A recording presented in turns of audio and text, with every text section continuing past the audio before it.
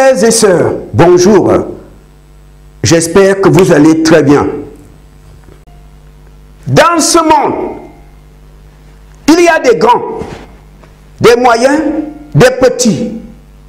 Dans ce monde, certaines personnes sont obèses, d'autres ont un poids normal et d'autres sont minces. Attention, chacun est comme il est. Je veux te dire ici que tel que tu es, Dieu t'aime. Dieu t'aime. Peut-être les hommes ne t'aiment pas. Peut-être les femmes ne t'aiment pas, mon frère. Mais tel que tu es, Dieu t'aime. Dieu t'aime. C'est ça qui est important. La chirurgie esthétique, c'est quoi? Parce qu'on veut plaire aux hommes. On prend ces voies-là. Parce que tu es avec quelqu'un. Quand il te regarde, il trouve que tu n'as pas assez de seins, que tes fesses ne sont pas grosses. Je veux juste que tu retiennes qu'il y a quelqu'un quelque part, ma soeur, il y a une femme quelque part, mon frère, toi qui n'es pas marié, que Dieu avait prévu pour toi. Si tu as des petits seins, ça veut dire que l'homme que Dieu a préparé pour toi, c'est le genre d'homme qui n'est pas beaucoup porté sur les seins. Ma soeur, si tu n'as pas de grosses fesses, ça veut dire que l'homme que Dieu a réservé pour toi, les fesses, les grosses fesses ne l'attirent pas. Mais si tu fais un mariage selon ta tête, parce que celui qui te demande la main est élégant, parce qu'il est un fonctionnaire, parce qu'il est chef d'entreprise, parce qu'il est d'une famille riche, parce qu'il est médecin, c'est un ingénieur, parce qu'il a beaucoup d'argent, tu risques de le regretter. Tu risques de se retrouver dans les mains de quelqu'un qui veut une grosse poitrine alors que tu ne l'as pas. Tu risques de se retrouver dans les mains de quelqu'un qui ne veut pas des grosses fesses, mais toi, tu as des grosses fesses. Attention, je vous fais un témoignage. Il y a un couple qui nous avait invités en Picardie à Amiens. On était 6. La sœur est chrétienne, mais son mari, c'est un Français. Un blanc, lui ne croit pas en Dieu. Quand on arrive chez eux, la sœur était à la cuisine. La nourriture n'était pas encore prête. Elle était en train de préparer. On était assis au salon, on était 5. Son mari aussi était là. On regardait la télé. Son mari l'appelle et lui dit de venir nous servir le thé en attendant la nourriture. La sœur est venue et nous a dit bonjour. Elle tenait le plateau pour nous servir le thé.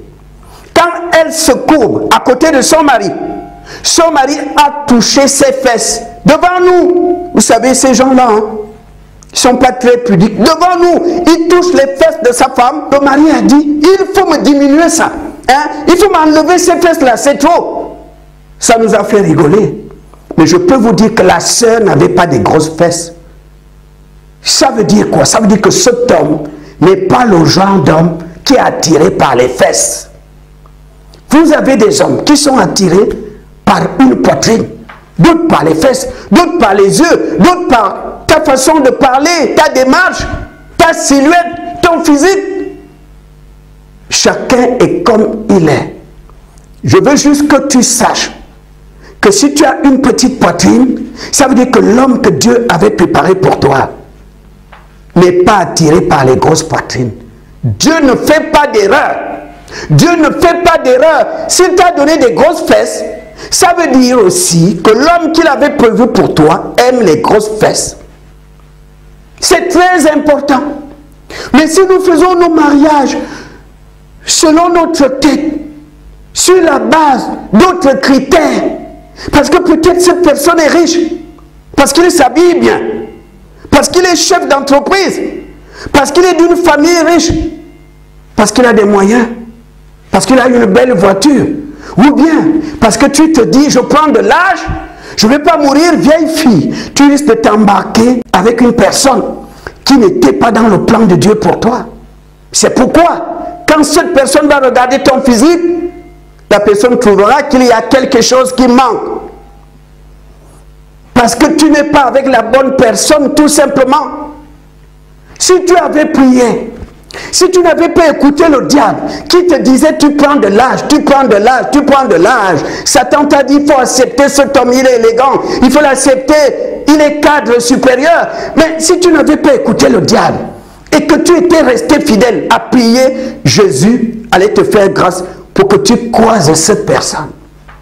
Ton profil correspond au profil de femme qu'il veut. C'est ça le miracle de Dieu. Lui ne te dira jamais va refaire les seins. Lui ne te dira jamais va refaire les fesses. Ta forme physique correspond exactement au profil de femme qu'il attire. C'est un miracle de Dieu. Mais si tu te retrouves avec une personne qui te dit, chérie, dommage, tu es trop plate, tu n'as pas de fesses. Cet homme n'était pas prévu pour toi. Cet homme n'était pas prévu pour toi. La femme qui était prévue pour lui, c'est la femme qui a les fesses. Mais si tu tombes dans les mains de quelqu'un qui te dit, chérie, dommage, tu es belle, mais tu n'as pas de fesses, c'est ça le problème. Cet homme n'était pas prévu pour toi. La femme que Dieu avait prédestinée pour cet homme est une femme qui a les fesses. Mais comme vous n'avez pas suivi Dieu, vous vous retrouvez avec des gens qui trouveront qu'il y a quelque chose qui manque sur ton physique.